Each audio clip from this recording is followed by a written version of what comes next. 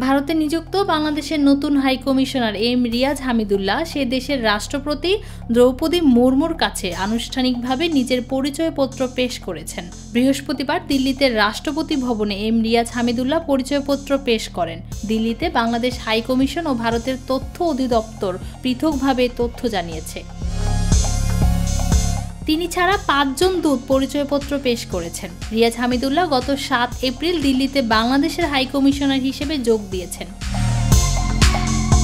দিল্লিতে হাইকমিশনার হিসেবে দায়িত্ব নেওয়ার আগে অতিরিক্ত পররাষ্ট্র সচিব হিসেবে আঞ্চলিক সংস্থা ও বহুপাক্ষিক অর্থনৈতিক বিষয় দেখভাল করতেন তিনি।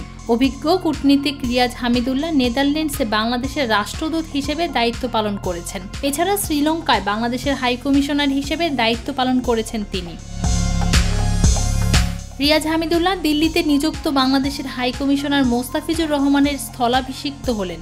বিসিএস ফরেন ক্যাডারের ১৫তম ব্যাচের কর্মকর্তা রিয়াজ হামিদুল্লাহ পররাষ্ট্র মন্ত্রণালয়ের মহাপরিচালক হিসেবে বিভিন্ন উইংয়ে নিয়োজিত ছিলেন।